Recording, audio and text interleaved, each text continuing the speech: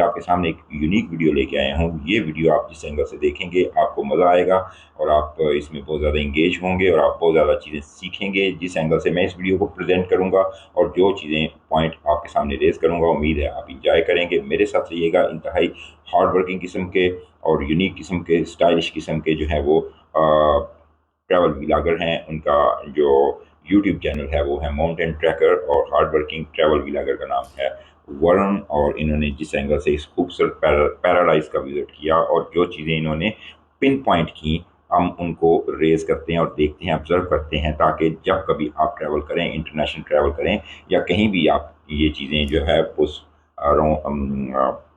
इर्द गिर्द जाके जो है वो आप ज़िंदगी में किसी भी जगह पे जाएं तो आपको वो चीज़ें बड़ी काम आएंगी और आपको आपकी ऑब्जर्वेशन जो है वो बहुत ज़्यादा वाइड होगी और एक्सपेंड करेगी। तो उम्मीद है हम इस वीडियो से एंजॉय करेंगे। जल्दी से इस वीडियो की तरफ जाते हैं, ज़्यादा टाइम वेस्ट नहीं करते, तो चलिए शुरू करते हैं इस वीडियो को। फेसिंग बंगलो दे दो। मैंने अभी चेकआउट किया, इनको चाबी देने के लिए गया तो आज पहली बार एक नई चीज़ देखने को मिल रही है। वो कह रहे हैं कि आप ज़रा हमारे साथ आइए वापस। हम ये देखना चाह रहे हैं कि आपका कोई सामान छूटा तो नहीं है। अब सामान छूटा तो नहीं है ये बोल के कहीं ऐसा तो नहीं है कि आप कोई सामान लेकर तो नहीं जा रहे हैं।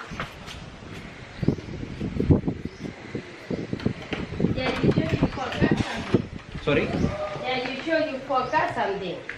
I forgot something. Yeah, these are many, these are no we have. Okay. Okay.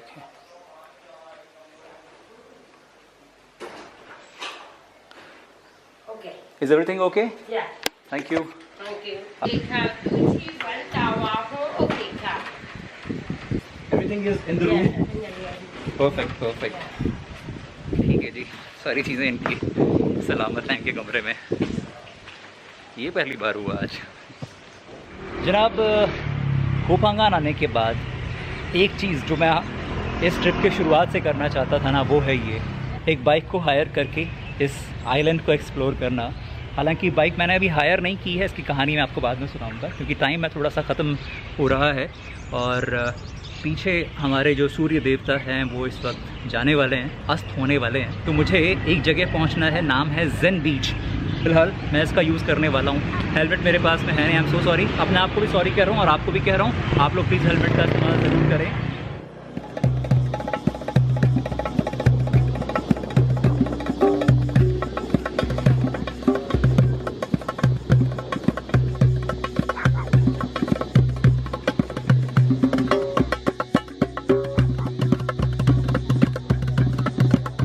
हालांकि जल्दबाजी की, लेकिन कुछ 30-40 सेकंड, 1 मिनट की देरी हो गई और सनसेट हो चुका है।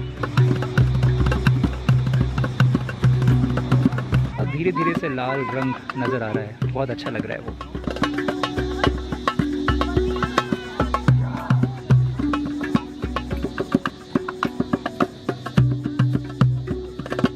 एक जनाब ने अपने ड्रम्स बजाने शुरू कर दिए हैं और कहते हैं कि यहाँ धीरे धीरे जैसे जैसे शाम ढलती है वैसे वैसे यहाँ इस जगह का रंग चढ़ने लगता है।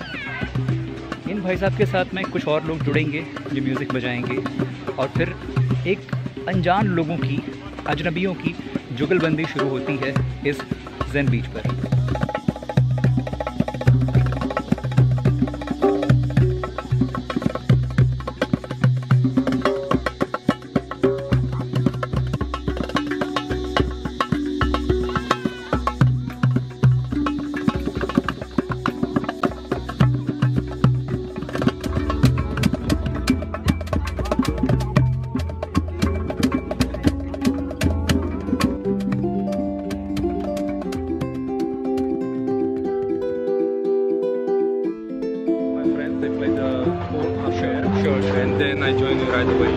ये जो भाई साहब थे जिनको आपने देखा, पता नहीं क्यों मेरे हर ट्रिप में कोई ना कोई ऐसा मिलता है जिसके होने से वो ट्रिप बहुत खूबसूरत हो जाता है। अचानक कुछ ऐसे इंसान मुझे मिले हैं मेरे इस ट्रिप पर और अचानक मिले। इनका नाम है थॉमस और ये है तो वैसे स्लोवाकिया से, मगर कोपांगान में पिछले कई सालों से रह रहे हैं। मैं आपको बता रहा था ना कि एक कहानी है एक 2 व्हीलर की। उन्होंने कहा कि सनसेट हो रहा है, आप किराए पर लेना चाहते हैं मैं जानता हूँ, लेकिन इस वक्त किराए पर अगर आप लोगे 15-20 मिनट आपके वेस्ट होंगे, फिर आपको वहाँ पहुँचने में वक्त लगेगा।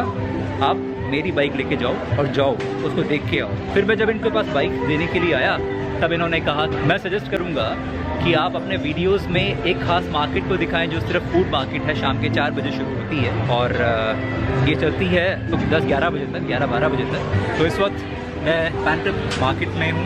यहाँ पीछे रेस्टोरेंट्स हैं जहाँ पर आप बैठ के खाना खा सकते हैं। ये वो जनाब है जिनकी मैं बात कर रहा था।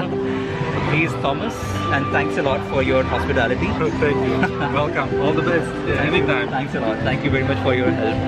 Panti Food Market. पांतिफ, Panti. पांतिफ, ओ सॉरी, इसका नाम है पांतिफ फूड मार्केट। अभी मैंने शेक्स देखे थे पीछे, वो सिर्फ 30 बात के थे पीछे। बहुत सस्ता है जनाब।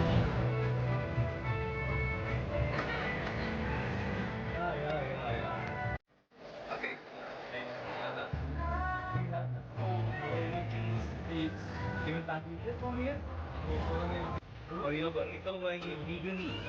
नाइस।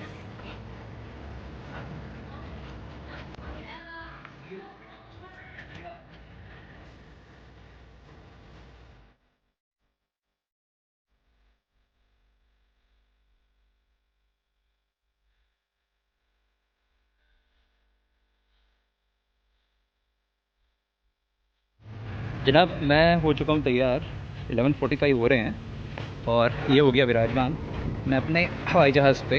मेरा लक्ष्य है चालोकलाम बीच। गूगल मैप पे मैंने लगा लिया है, बता रहा है 13 किलोमीटर दूर है इस जगह से, बांताई से थोंगसाला जाना होगा और वहाँ से फिर चालोकलाम बीच।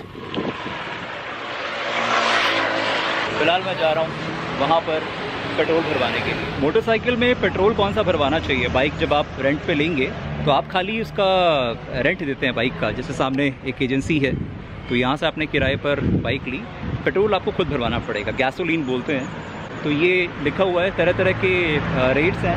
तो मैं फ़िलहाल अपनी बाइक में भरवाने जा रहा हूँ 29.80 वाला, in cash, no card. Minimum 1000 बात आपको खर्च करने होंगे अगर आप कार्ड से परचेज़ करना चाहते हैं तो 2.68 लीटर्स आया है, पेमेंट करना है 80 बात का।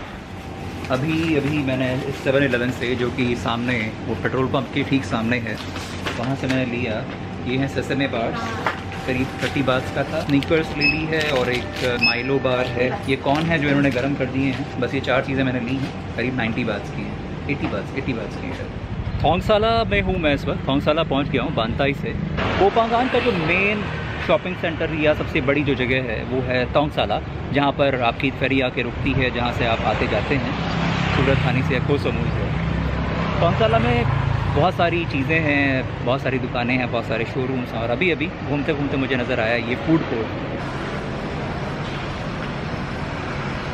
इसी फूड कोर्ट में मुझे दिखा ये यहाँ फ्रूट्स हैं कच्चे, यहाँ पर वेजिटेबल्स हैं। तो अगर आप किसी ऐसी जगह पर रह रहे हैं जहाँ पर आपके पास पकाने की या खाना बनाने की फैसिलिटी है तो आप इस फूड कोर्ट से, इस तरह की दुकानों से कुछ सामान ख़रीद सकते हैं। उधर रेस्टोरेंट्स तो खैर हैं ही जहाँ पर आप कम कीमत में खाना खा सकते हैं।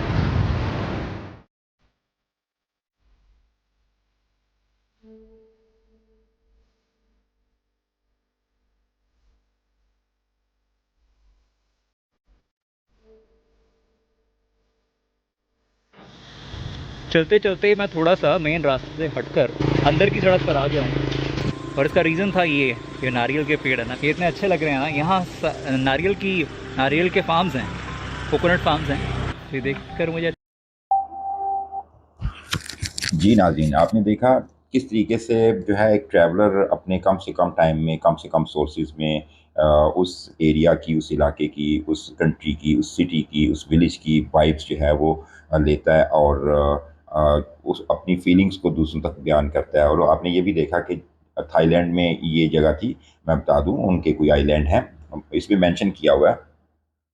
तो होटल वालों ने कैसे जो है वो एक तरीके से कहा कि आपकी कोई चीज़ तो नहीं रह गई, हम चेक करना चाहते हैं, वहाँ का कल्चर है, ताकि उसको बुरा फील भी ना हो। लेकिन फील तो वो कर गए थे वरुण, और उन्होंने देखा भी।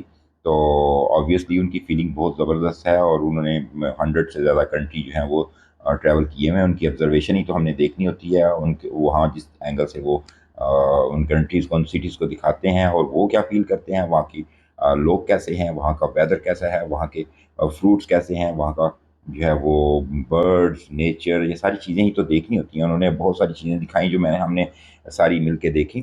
तो उसमें मैं बता रहा था कि उन्होंने जैसे तरीके से उसको एक्सप्लेन किया कि आएँ ज़रा अपने कमरे, हम उस कमरे को चेक कर लेते हैं जिसमें आप रहे थे, ताकि कोई आपकी चीज़ तो नहीं रह गई। असल में वहाँ का कल्चर है शायद, कोई वो चीज़ फ़ील करना कोई चीज़ चेक करना चाह रहे होंगे कि भई हमारी कोई चीज़ तो नहीं उठाई गई।